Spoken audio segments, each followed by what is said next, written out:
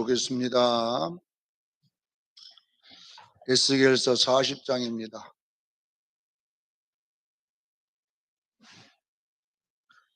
1절로 4절까지 말씀 보겠습니다. 에스겔서 40장 1절로 4절까지 말씀 우리 같이 합독합니다. 시작. 우리가 사로잡힌 지 25째 해 성이 함락된 후 18째 해 셋째 날 18 곧 그날에 여호와의 권능이 내게 임하여 나를 데리고 이스라엘 땅으로 가시되 하나님이 이상중 나를 데리고 이스라엘 땅에 이르러 나를 매우 높은 산 위에 내려놓았는데 거기에 남은 향하여 성읍 항상 같은 것이 있더라. 나를 데리시고 거기에 이르시니 고양이 녹같이 빛난 사람 하나가 손에 삼줄과 측량하는 장대를 가지고 문에 서 있더니 그 사람이 내게 이르되 인자야 내가 내게 보이는 것을 눈으로 보고 귀로 들으며 마음으로 생각할지어다. 내가 이것을 내게 보이려고 이리로 데리고 왔나니 너는 본 것을 다 이스라엘 족속에게 전할지어다 하더라. 아멘. 어린 양의 신부인 새 예루살렘의 모습을 오늘 설교하겠습니다. 자, 어린 양의 신부 모습 새 예루살렘입니다. 제가 항상 여러분들에게 구약은 그 전체 내용이 우리 신약 성도들의 교훈을 위하여 기록되었다고 했습니다. 로마서 15장 4절입니다. 그래서 구약은 우리 신약 성도들의 실제 이야기를 모형으로 또 연기로 이렇게 그려놨다라는 것입니다.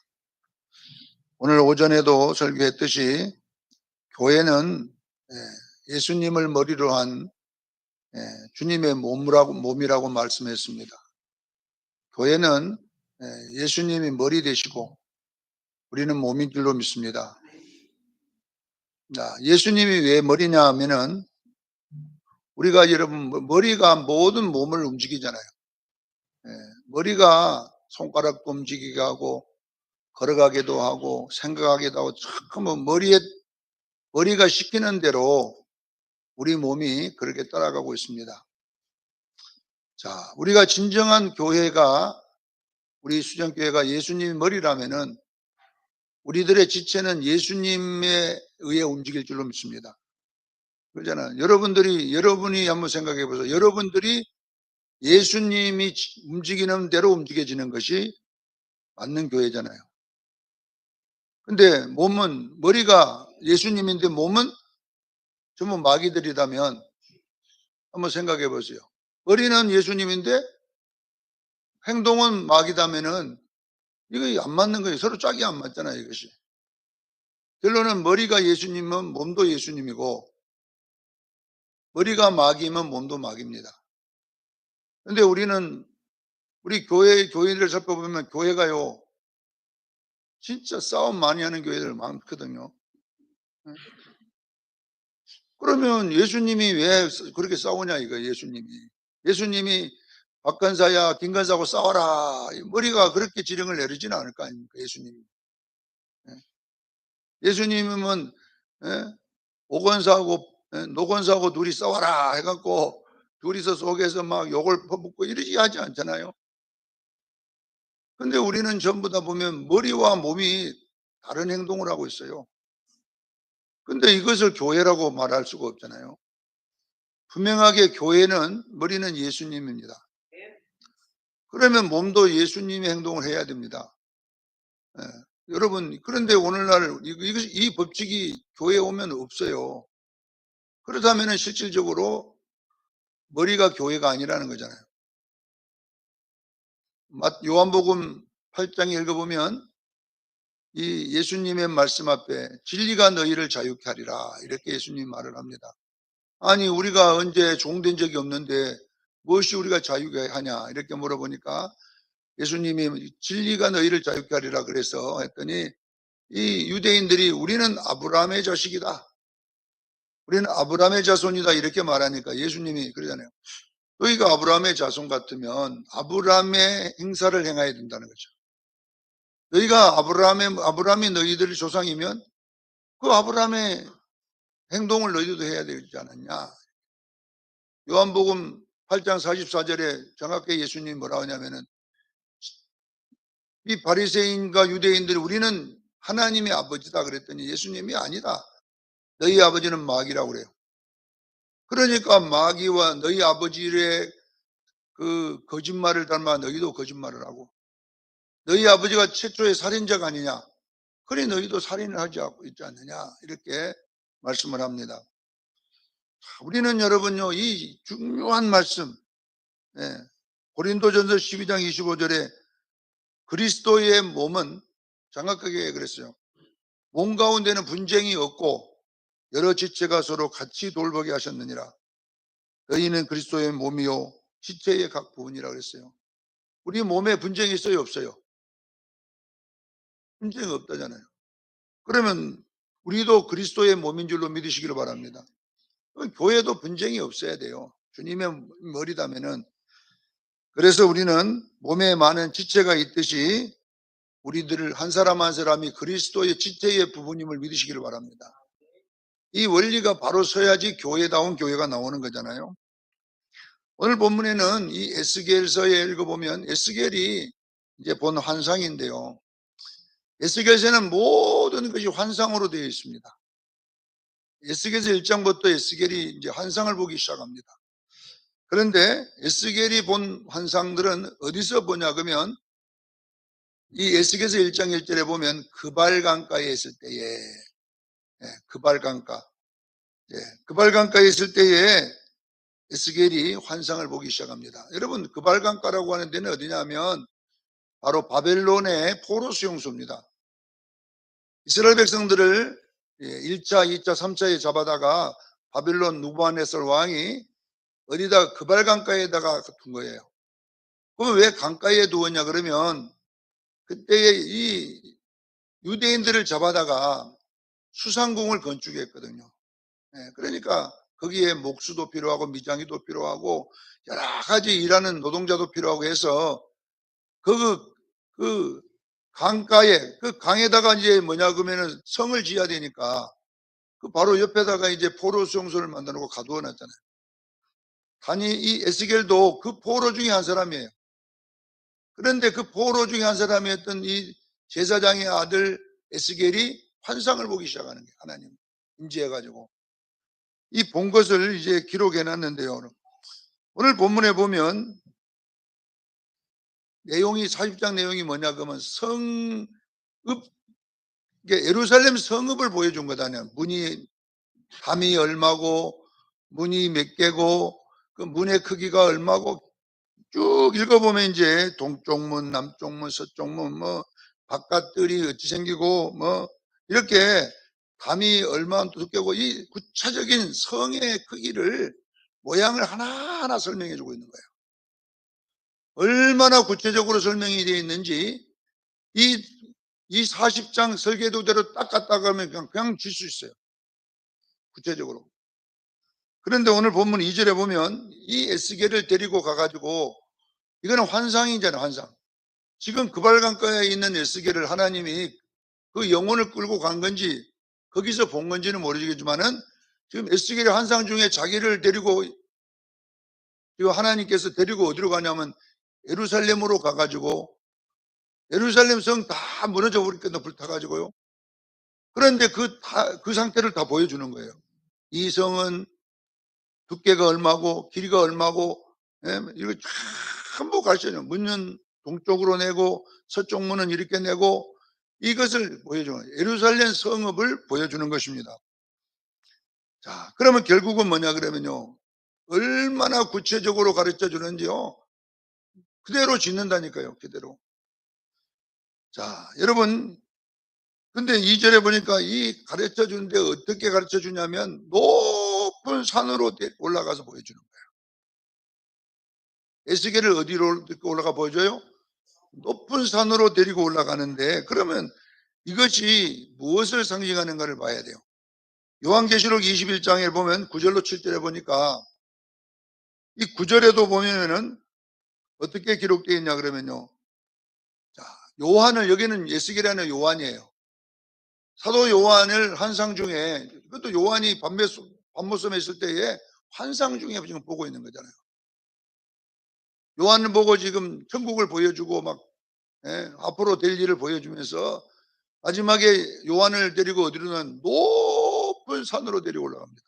누가? 성령 하나님이 요한을. 요한계시록 9장부터 27장까지도 예루살렘 성읍을 보여주는 거죠. 여기도.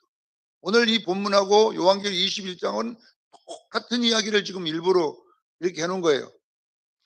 자, 에스겔을 높은 산에 올라가서 예루살렘 성읍을 보게 하고 그 사이즈, 크기, 넓이 전부 다 보여주고, 요한계시록 21장에는 진짜 새 예루살렘, 요한을 어떤 그냥 높은 산으로 데리고 올라간다 그랬어요.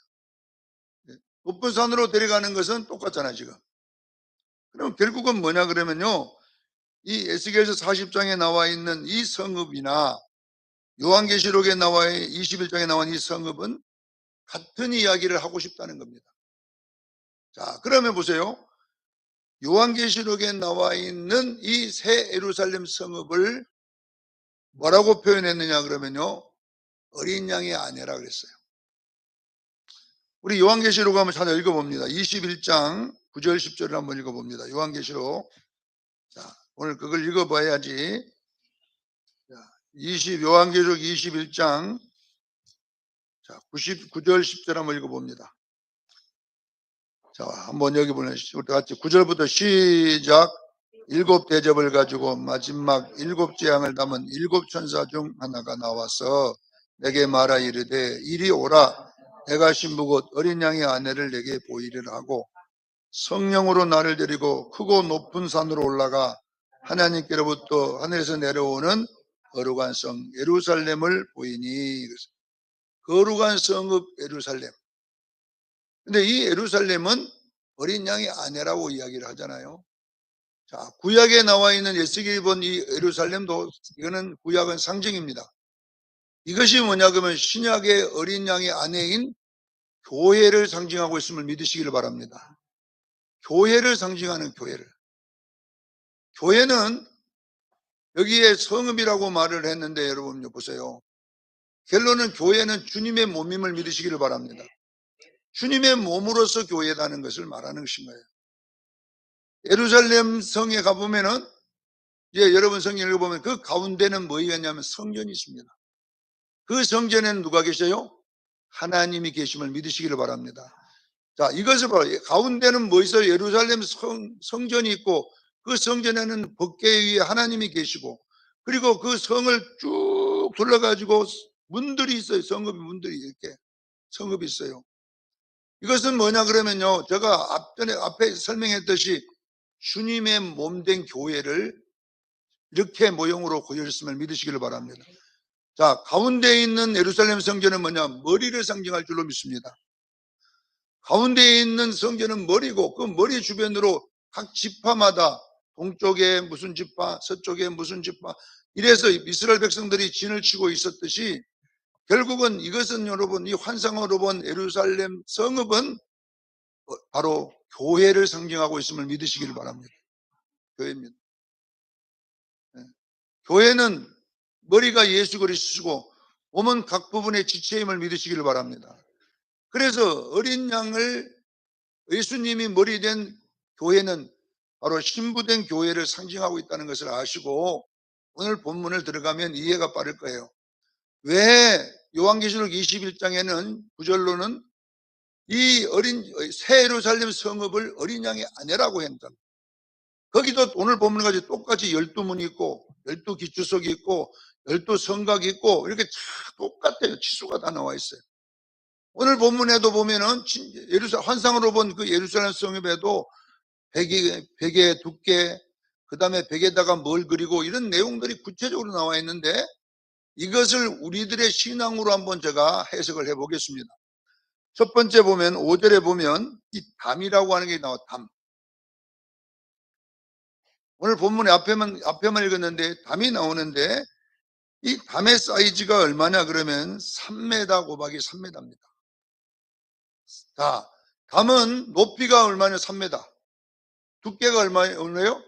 3m. 장이라고 나와있어요. 장. 여러분요 보세요. 높이가 3m면요 엄청 높은 겁니다. 여러분요 3m면 얼마나 높아요? 별로 안 높아요?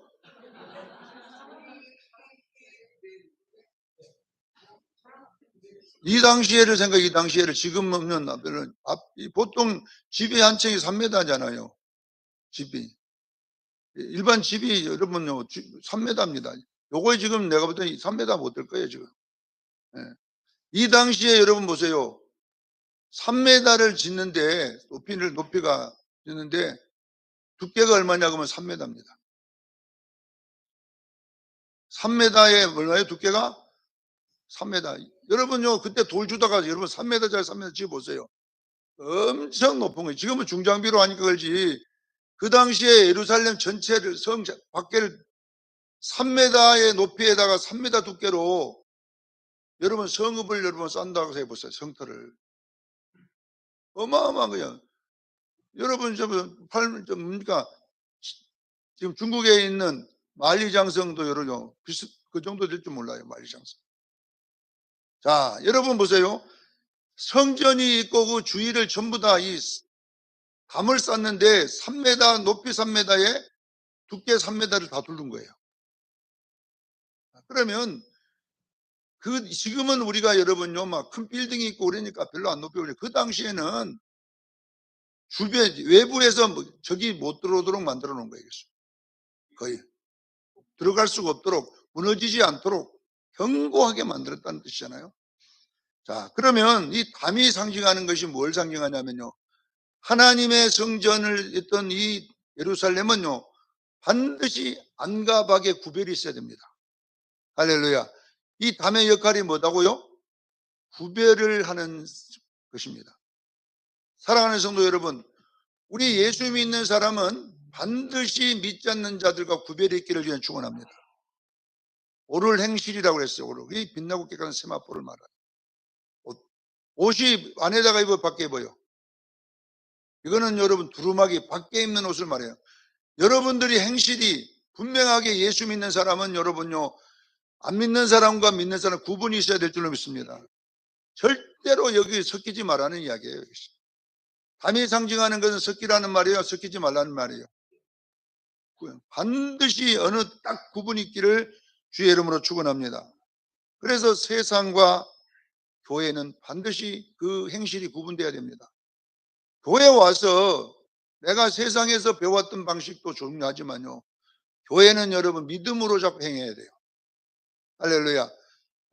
우리 총회도 가보면은요, 세상에서 법을 많이 배운 목사님들은 법을 전공했던 판사, 검사, 이런 분들은 오면은요, 꼭 자기가 배운 대로 잣대로 재버려요, 전부 다.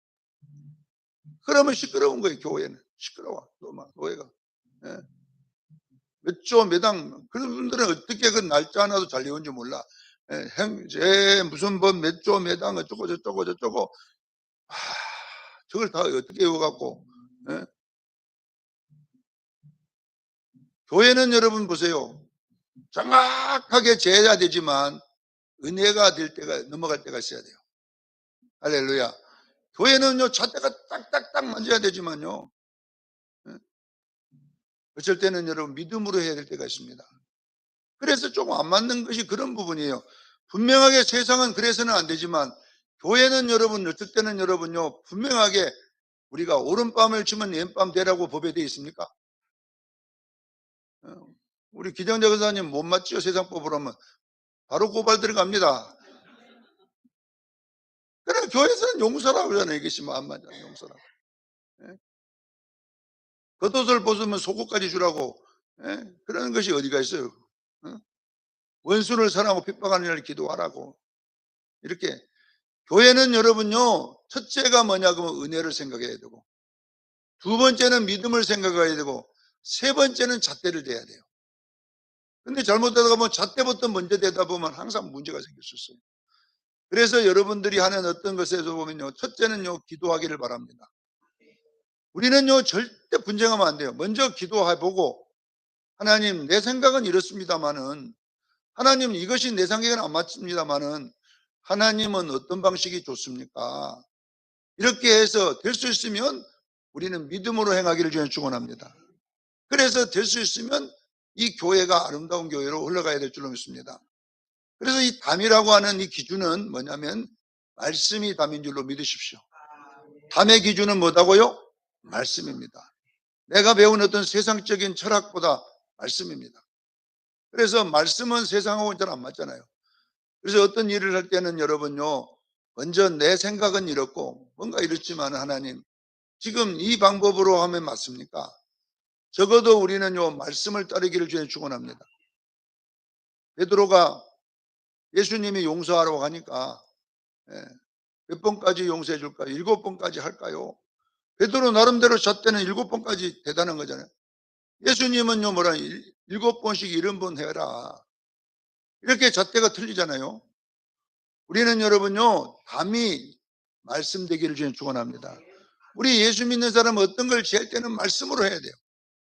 그래야 교회가 아름다워질 줄로 믿습니다. 여러분의 가정에서도 마찬가지입니다. 각자 잣대가 있거든요, 실제적으로. 예. 치약 짜는 법도요, 각자 잣대가 있습니다. 여러분 집에서 보세요. 이불로 대는 것도 각자 잣대가 있고요. 각자 잣대가 있어요.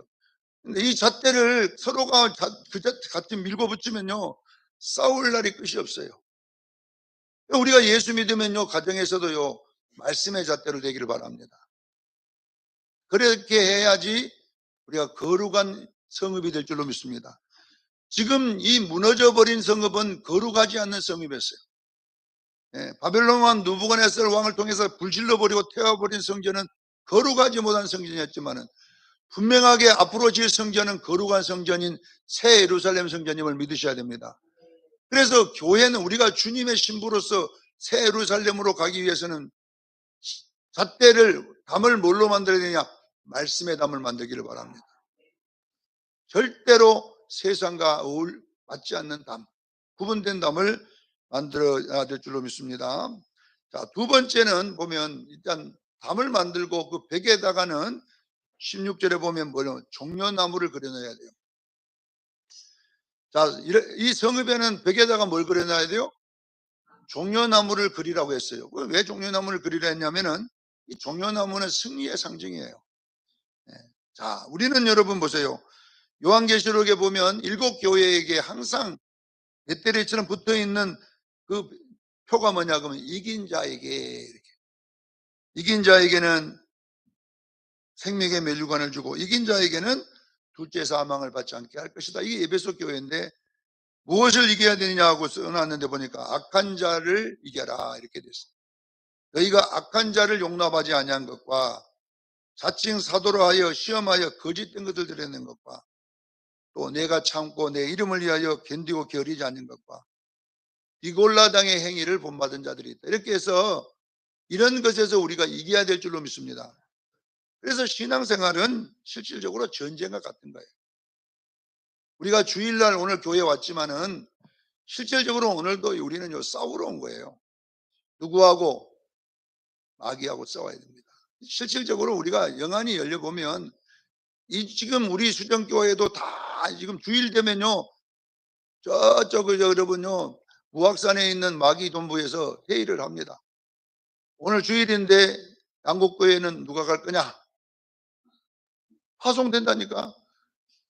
그 동네에서. 그 다음에 수정교회도 여러분 오는데 기정자가 가거라 이렇게 해가지고 그쪽은 마귀가 또 하나 와 파송해갖고 또 쫄따더라고. 한 소대가 와갖고 예배를 못 성공하게 해요. 우리가 지게 만들어요. 그러면 예배 끝나고 가면요, 이제 이것들이 그냥 무악산으로 안 들어가고 어떠냐 하면은 오늘도 우리 김장로 집으로 갈 사람. 그리고 미리서 차에 저기 타 있습니다. 지금 가면 그것이 타갖고 이제 갈 때 그래가지고 그냥 딱 차 타서부터 시비를 걸어. 예. 우리 한충렬 집사님이 충렬한다고 또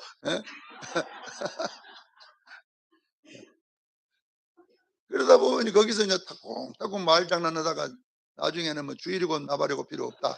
예? 그래서 우리가 그때 은혜 다 쏟고, 예, 예, 또 말아봅니다. 그래서 우리는 항상 우리에 있는 이 믿음의 성벽에는 종려나머지를 그리기를 저는 축원합니다. 종려나머지는 승리의 깃발입니다. 예수님이 예, 예루살렘에 올라갈 때 종려가지를 들고 호산나, 호산나, 호산나란 말은 만세란 말이에요. 만세, 만세, 만세, 승리했다 이 말이거든요. 예, 그래서 종려가진을 그려야 되는 것이 뭐냐면, 우리는 여러분 또 세상에 나가 싸워야 될 줄로 믿습니다. 죄와 오염으로 싸워야 돼. 또 직장 가도 또 싸워야 돼. 직장 가면 여러분 또 시비 거는 사람 또 있어요. 직장 가면, 예, 출근하면 또 싸워 있다니까. 그래서 여러분들은요, 구별되게 살려 그러면요, 날마다 이기기를 그냥 축원합니다. 이기는 방법은 여러분요, 주먹으로 이기라는 것이 아니고 십자가로 이겨야 돼요. 기도로 이겨야 됩니다. 말씀으로 이겨야 됩니다.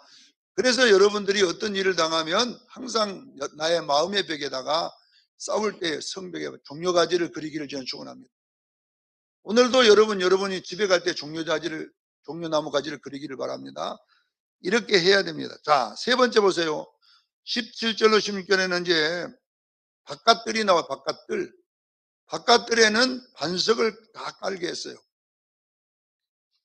자, 반석이 상징하는 것은 뭐냐 하면요, 고린도전서 10장 4절에 보면 그 반석은 예수 그리스도시다. 모세가 반석을 쳐서 물을 낼 때 그 반석이 누구다고요? 예수 그리스도. 그러니까 우리는 뭐냐고, 그 반석에서 나온 물을 먹게 했잖아요. 이 말은 뭐냐 그러면요, 우리는 여러분요, 예수 그리스도가 우리의 그 반석에 나온 물이 뭐냐, 갈증을 해소해 줬잖아요. 이게 뭐냐 그러면요, 우리는요, 예수 그리스도로 만족하라는 이야기예요. 할렐루야.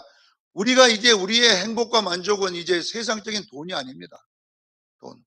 세상의 갈증이 아니라 우리는요, 예수로 통하여 오는 갈증 해소인 줄 믿으시길 바랍니다. 이것을 말하니까 우리는 이제 예수님으로 행복하고 예수님으로 기뻐하고 예수님으로 만족하자 이 말이거든요. 실제로.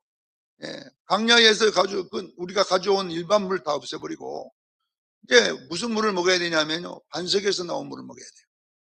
반석에서 어떻게 먹냐, 그 반석이 쪼개져서 나오거든요. 이것은 뭐냐면 예수 그리스도의 죽으심으로써 그의 피로 우리가 깨끗함을 받고 그 피로 영생을 받았음을 믿으시길 바랍니다. 그러니까 예수 그리스도에서 나온 그 은혜로 우리가 이제 만족하기를 주님 축원합니다.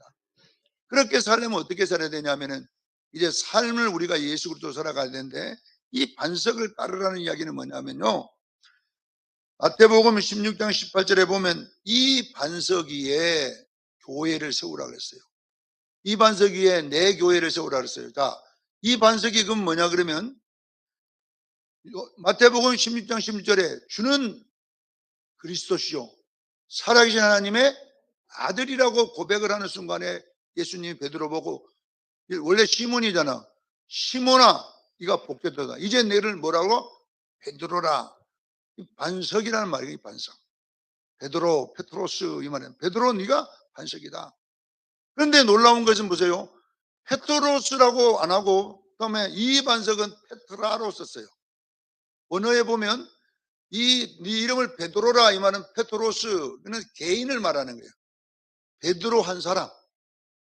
근데 이 교회는 베드로에게 안 짓고 뭐냐면 이반석 페트라에게 짓겠다 이렇게 했거든요. 그럼 무슨 말이냐면 베드로가 한 사람의 교회를 세우는 가톨릭이 아니라 이 고백을 한 모든 성도 위의 교회를 세우겠다는 겁니다.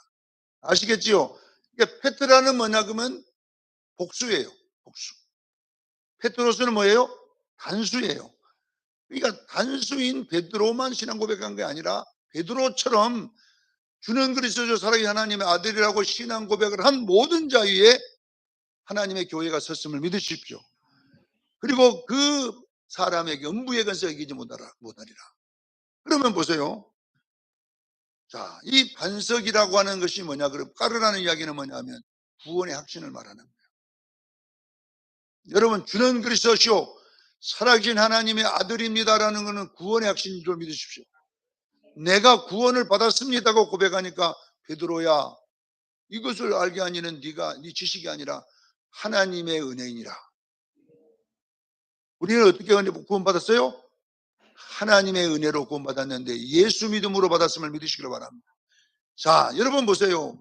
여러분 보세요. 살아갈 때에 우리의 신앙의 승리를 하기 위해서는 여러분요, 구원의 강력한 확신이 있어야 됩니다. 할렐루야. 그래서 여러분들은 삶 속에서도 반석을 모든 바깥뜰에나 안뜰에나 반석을 깔기를 저는 축원합니다. 어떤 상태에서도 구원이 흔들리면 안 돼요. 그래서 말씀을 듣고 행하는 자는, 마태복음 7장 24절 27절에 말씀을 듣고 어떻게 하는 자는, 행하는 자는 멋집을 어디다가 져요? 반석 위에 지은 자니 비가 내리고 창수가 나고 파도가 쳐도 무너지지 아니하리라 그랬어요. 사랑하는 성도 여러분, 어디다가 여러분 신앙의 집을 지어야 되겠어요? 예수 그리스도 위에 짓기를 주는 축원합니다. 그래서 여러분, 우리의 성전의 모든 신앙의 터는 예수 그리스도십니다. 그분에 의해서 여러분은 살고, 그분에 의해서 죽고, 그분에 의해서 움직임을 믿으시기를 바랍니다. 그래서 여러분들이 밑이 반석이 되면 이제는 여러분 안전하다는 뜻이잖아요. 그잖아요. 뻘구덩이 빠지지만요, 반석을 뭐 때문에 깔아요? 비 오면 안 빠지려고. 반석을 왜 깔아요? 차가 안 빠져야 되냐. 콘크리트 팍 쳐놓으면요, 안전하잖아요. 그러니까 여러분의 구원은 안전합니다.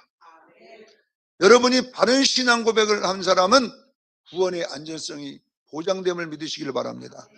그래서 여러분들이 어떤 상태에 있어도 꼭 이 말은 하지 마세요. 아이고, 이래갖고 구원 받았나. 그럼 뻘구덕에다가 집을 지은 거예요. 어떻게 한다고요? 이래가지고 구원 받았나 말하지 마라 이 말이에요. 여러분들에게 어떤 일이 있어도 반드시 우리는 구원 받았습니다. 왜? 우리는 예수 그리스도의 은혜로 구원 받았기 때문에. 이 신앙이 여러분을 장악하기를 저는 축원합니다. 그래서 여러분들이 힘들 때가 있어요. 여러분이 어려울 때도 있어요. 그럴 때도 아이고, 내가 이래 천당 갈라나 이런 소리 하지 말고, 주는 그리스도시오, 살아계신 하나님의 아들을 내가 믿습니다. 네 나를 누구라 하느냐? 주는 그리스도시요 살아계신 하나님의 아들입니다. 그래 내가 반석 위에 교회를 세우리라. 음부의 권세가 이긴다고 해서 못 이긴다고? 이기지 못하리라. 사랑하는 성도 여러분, 여러분의 모든 뜰 위에 반석을 깔기를 예수는 축원합니다. 이것이 뭐냐 그러면 새 예루살렘을 받은 성도들입니다. 마지막으로 20절로 37절에 긴 문장이 뭐냐 그러면 네 방향의 문을 만들으라고 했어요. 자, 여러분요, 문이라고 하는 것이 뭐냐 그러면 요한계시록 21장 13절에도 어린 양의 신부도 네 방향의 문이 있는데 세 지파 이렇게 문이 있어요. 자, 북쪽에는 세 문이 있는데, 동쪽에 세 문이 있는데 유다, 이사갈, 스불론. 제가 이거는 많이 했기 때문에 아는데, 이렇게 북쪽의 세 문이 아셀, 단, 납달리, 남쪽의 세 문은 시므온, 루벤, 갓, 서쪽의 세 문은 문합세, 에브라임, 베냐민입니다. 자, 그러면 여러분, 이 문이 상징하는 게 뭐냐면요, 문은 들어갔다 나왔다는 데죠. 문이 뭐 하는 데다고요? 성에 들어갔다가 나왔다 하는 거예요. 자, 여러분 보세요. 요한계시록 22장 14절에 보면 두루마기를 빠는 자가 성을 통하여 어디요? 문에 들어갈 권세를 한다 했어요. 알겠죠? 생명나무를 통하여 어디로 들어가요? 성의 문에 들어갈 권세를. 어떤 자가? 두루마기를 빠는 자. 이 두루마기란 것은 우리 겉옷을 말하는 거예요. 성도의 옳은 행실인 빛나고 깨끗한 세마포예요. 근데 왜 이것을 빨아야 되냐 그러면 열어보세요. 희게 빨아야 빤다 이 말이거든. 자, 이걸 뭐냐 그러면요, 우리가 행실이 바꿔져야 될 줄로 믿습니다. 여러분의 구약적 성품, 을 자꾸 회개해야 됩니다. 그래서 제가 12지파 지금 창세기 하고 있는데도 뭐냐면 이 12가가 뭐냐? 성품인 것입니다. 사랑하는 우리 수정교회 성도 여러분, 여러분요, 여러분의 옳은 행실 성품이 변화되기를 저는 축원합니다. 성품 변화돼야 돼요. 그래서 이 문은 뭘 상징하느냐면은 결론은 뭐냐면 여러분의 성품인데 성령의 열매, 빛의 열매를 상징하고 있음을 믿으시기를 바랍니다. 성령의 열매, 빛의 열매는 결론은 예수님의 형상과 모양입니다. 깨닫기를 주는 축원합니다. 그래서 여기에 나와 있는 문들이 상징하는 것은 동쪽에 세 문, 남쪽에 세 문, 북쪽에 세 문, 이렇게 된 것은 12지파들의 배열을 그대로 그려놓은 거예요. 성전을 중심으로, 성전이 가운데 있고 중심으로 유다지파, 베냐민지파 이렇게 해서 네 군데 딱 이렇게 배치됐어요. 이걸 뭐냐 보세요. 예수님을 머리로 하고, 교회는 예수님을 머리로 하고 우리는요 주님의 몸임을 믿으시길 바랍니다. 주님의 형상과 모양이면 분명하게 우리의 인격과 우리 성품 속에 주님의 모습이 드러나야 될 줄로 믿습니다. 이것이 교회입니다. 여러분 잘 알아야 돼요. 성전을 중심으로 요한도 요한계시록 20장 보면 성전은 못 봤는데 성전이 있더라 그래요. 이 성곽의 주변을 딱 돌려놓고 12문이 있는데 그 안에는 하나님의 성전이 있는데 내가 보지는 못했더라 이렇게 나와요. 요한계시록 21장에는. 그러니까 보세요. 지금 예루살렘 성읍도 뭐냐 성전을 중심해서 뺑돌림 막아져 있음을 믿으시기를 바랍니다. 남쪽에 세 문, 서쪽에 세 문, 이렇게 세 문씩 나눠내는데 이것을 뭘 이야기하느냐 여러분 잘 알아요. 교회를 상징합니다. 깨닫기를 주에 축원합니다. 교회입니다. 사랑하는 수정교회 성도 여러분, 우리 수정교회는 주인이 예수 그리스도십니다. 주님이 예수 그리스도십니다. 그러면 주님은 뭘 말하느냐? 벽, 말씀으로 말하고 있음을 믿으셔야 돼요. 할렐루야. 모든 일의 기준이 누구다고요? 벽이신 예수 말씀입니다. 그 말씀으로 행하는 자는 반드시 그 벽에다가 종려나무를 그려놨을 줄 믿으시기를 바랍니다. 다시 말하면 말씀으로 승리하라는 것입니다. 깨닫기를 주의는 축원합니다. 그러면 말씀대로 행하게 되면 우리 행실이 바꿔지기 시작합니다. 이것이 뭐냐 그러면 문입니다. 결국은 이 행실이 바꿔진 자에게 어디 들어가냐? 성회에 들어갈, 혼인잔치에 들어갈 권세를 줄 줄로 믿습니다. 요한계시록 19장 7절로 9절에 보면 7절이 뭡니까? 어린 양의 혼인기약이 이르렀고 어린 양의 아내가 자기를 준비했어요. 이제 12문이 준비가 됐어요. 그러니까 그에게 8절에 빛나고 깨끗한 세마포옷을 입게 하사 이는 성도의 뭐라고 했어요? 옳은 행실이라. 자, 요한계시록 19장 9절에 정확하게 어린 양의 혼인잔치에 청함을 받은 자가 복이 있도다. 어디에요? 어린 양의 혼인잔치에 들어가는 자가 복일 줄로 믿습니다. 어떤 자가 청함을 받느냐? 옳은 행실, 빛나고 깨끗한 세마포를 입은 자들만 그 문으로 들어갈 줄로 믿습니다. 사랑하는 성도 여러분, 왜 성경은 어린 양의 아내의 12문이 나와 있느냐면 이 12문은 여러분요 우리의 성품, 우리의 인격인데 이 성품과 인격이 누구로 바꿔져야 되냐? 예수 그리스도로 바꿔주셔야 합니다. 우리가 에베소서 5장 9절에 빛의 열매 세 가지 시작. 네, 이건 외워놔야 돼요. 모든 착함과 의로움과 진실. 자, 모든 착함이란 말은 뭔 말이냐면요 온하지 않고 자기중심적이지 않고 이기주의지 않는 상태. 어떤다고요? 원하지 않고 자기중심적이지 않고 이기주의지 않고 치도를 짤 때 여러분 성경대로 짜야 돼요. 할렐루야. 치도를 짜도 이제는 내대로 짜면 안 돼요. 어떻게 짜야 돼요? 말씀대로 짜야 돼. 말씀은 여러분요 절대로 화목하게 만듭니다. 말씀은요 절대 싸우지 않게 만듭니다. 말씀은 반드시 웃게 만듭니다.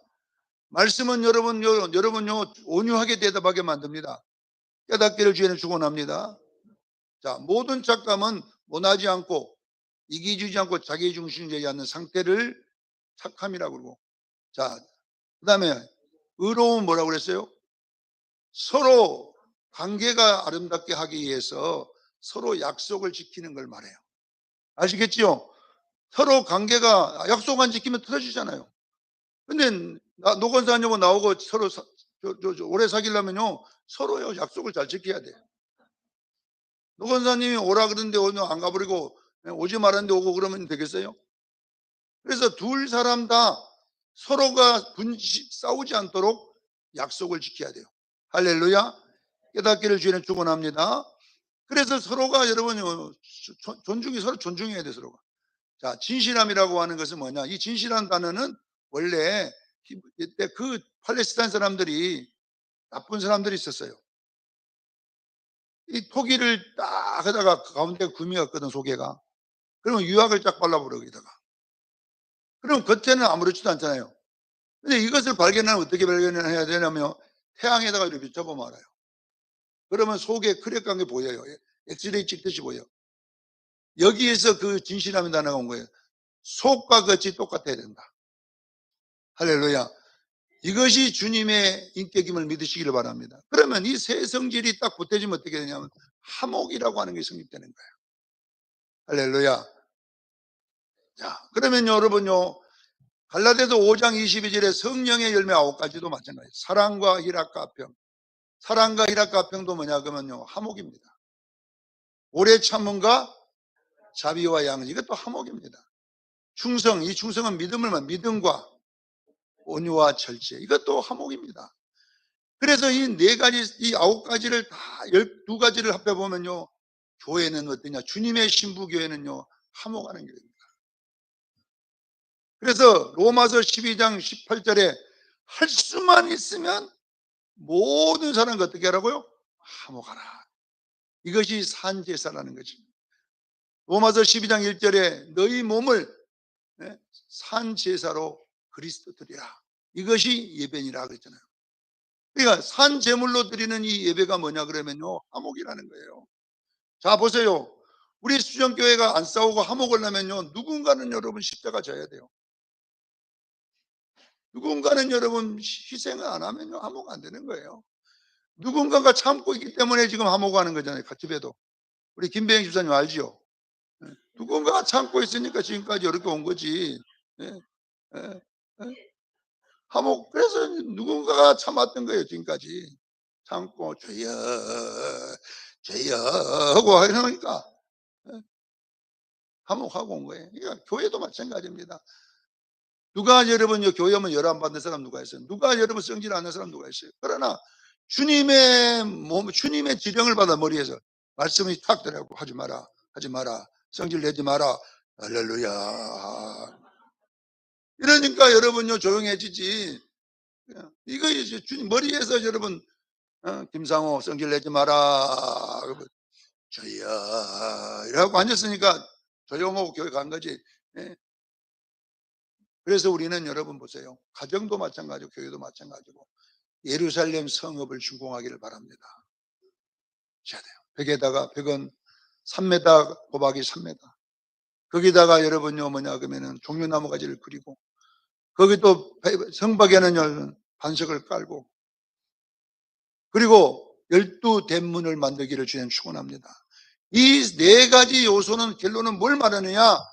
결론은 화목한 교회, 화목한 가정을 말할 줄로 믿습니다.